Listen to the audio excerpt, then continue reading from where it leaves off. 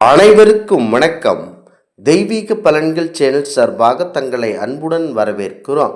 இன்று நம் காணொளியில் காண விரும்புவது கார்த்திகை மாதம் பௌர்ணமி சிறப்புகளை பற்றி இந்த காணொளியில் பார்க்கலாம். வாருங்கள் காணொளிக்கு செல்லலாம். மறக்காமல் ஒரு சப்ஸ்கிரைப் செய்யவும். 4ஆம் தேதி டிசம்பர் 2025 கார்த்திகை மாத பௌர்ணமி தினமாகும். எந்த பௌர்ணமிக்குமே இல்லாத பல தனி சிறப்புகள் இந்த பௌர்ணமிக்கு உண்டு. அது குறித்து தான் இந்த காணொளியில் பார்க்க போகிறோம். கார்த்திகை பௌர்ணமியின் சிறப்புகள் மகத்துவம் வாய்ந்தது. ஒவ்வொரு மாதமும் பௌர்ணமி தினம் வந்தாலும் சில மாதங்களில் வரும் பௌர்ணமிக்கு அதீத சிறப்புகள் இருக்கின்றன. ஆடி மாதத்தில் வரும் பௌர்ணமியானது அம்மனுக்கு உரியதாக இருக்கும். ஐப்பசி மாதத்தில் வரும் பௌர்ணமியானது பரம்பொருள் சிவபெருமானுக்கு அன்னாபிஷேகம் நடைபெறும் விசேஷமான நாளாகும். அந்த வகையில் கார்த்திகை மாத பௌர்ணமிக்கு பல சிறப்புகள் இருக்கின்றன. பலருக்கும் தெரியாத அந்த சிறப்புகள் குறித்து தான் இந்த வடிவில் சொல்லப்போகிறோம். கார்த்திகை மாத பௌர்ணமி தினத்தின் முக்கிய தனி சிறப்பு திருவண்ணாமலையில் மகாதீபம் ஏற்றப்படுவதாகும்.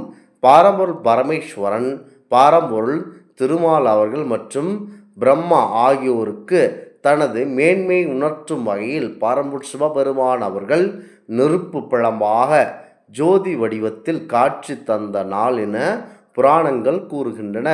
உலகெங்கிலும் வாழும் சிவபக்தர்கள் இந்த தினத்தில் திருவண்ணாமலையில் ஏற்றப்படும் மகாதீபத்தை காணவும் கிரிவலம் வரவும் ஒன்று கூடுகின்றனர். இந்த நாளானது பக்தர்களின் துன்பங்களை போக்கி நல்ல ஒளியை அளிப்பதாக நம்பப்படுகின்றன. கார்த்திகை நட்சத்திரம் பரம்பொருள் கந்தபெருமானுடன் நெருங்கிய தொடர்புடையதாகும். கார்த்திகை மாதத்தில் வரும் பௌர்ணமி பெரும்பாலும் கார்த்திகை நட்சத்திரத்துடன் இணைந்து வருகின்றன. சிவபெருமானுடைய நெற்றிக்கண்ணில் இருந்து தோன்றிய தீப்பொறிகள் சரவண பொய்கை ஆற்றின் குழந்தைகளாக மாறின. அதை 6 கார்த்திகை பெண்கள் எடுத்து வளர்த்தமையால் முருகப்பெருமான் கார்த்திகேயன் என பெயர் பெற்றார். அதாவது கார்த்திகை பெண்களால் இந்த பெயர் பெற்றார். கார்த்திகை பெண்களின் வானில் நட்சத்திரமாக ஜொலித்தார்கள்.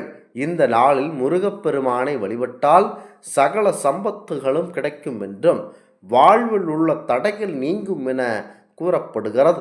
பௌர்ணமி தினத்தில் கிரிவலம் செல்லுவது புண்ணியமானதாக கூறப்படுகிறது.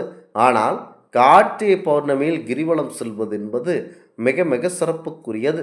இந்த தினத்தில் 30 முக்கோடி தேவர்களும் மற்றும் ரிஷிகளும் முனிவர்களும் சூட்சும வடிவில் திருவண்ணாமலையில் கிரிவலம் வருவதாக ஐதீகமாகும்.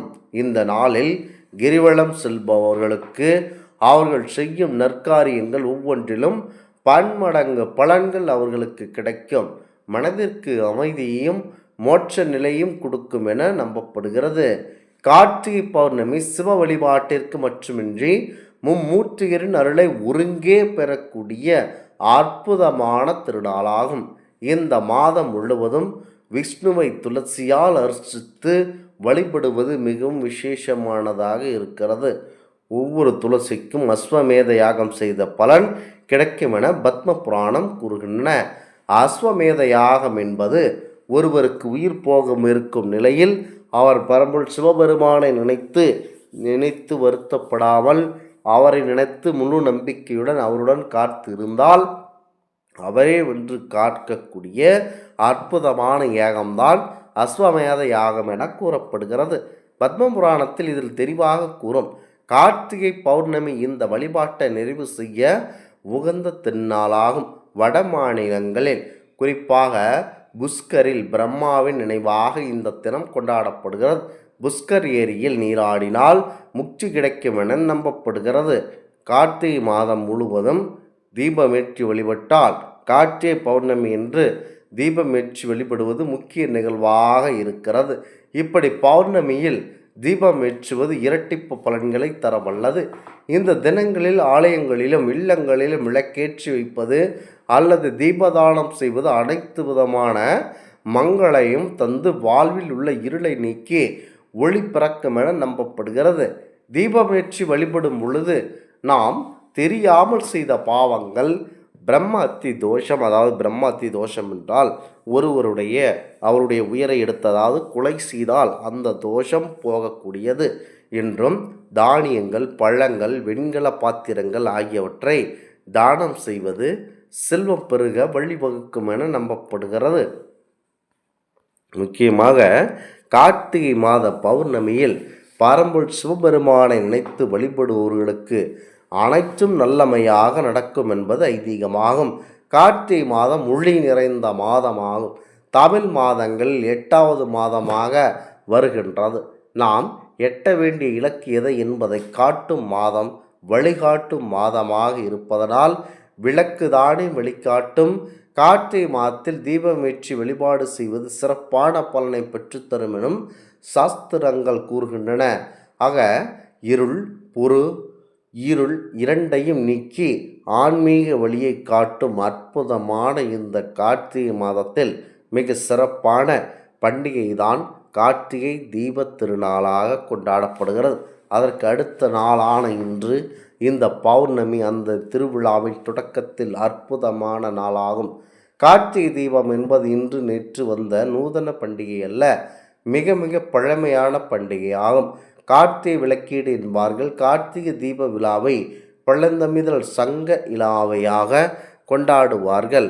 முக்கியமாக திருமால், பிரம்மா உள்ளிட்ட 33 தேவர்களும் சிவபெருமானை ஜோதி வடிவில் காட்சியளித்த திருநாளாகும். கார்த்திகை என்று சொல்லப்படுகிறது. இது கார்த்திகை மாத பௌர்ணமி மற்றும் கார்த்திகை நட்சத்திரம் ஒன்று சேரும் நாளில் கொண்டாடப்படுகிறது. முக்கியமாக திருவண்ணாமலையில் மலை உச்சியில் கார்த்திகை என்று கார்த்திகை மாதம் ஏற்றப்படும். இதை காண வரும் லட்சக்கணக்கான பக்தர்கள் திருவண்ணாமலையில் கிரிவலம் மேற்கொள்ளுவார்கள்.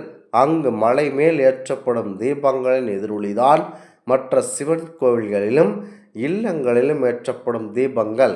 எத்தனை சிவாலயங்கள் இருந்தாலும் பஞ்சபூத தலங்கள் முக்கியமாகும்.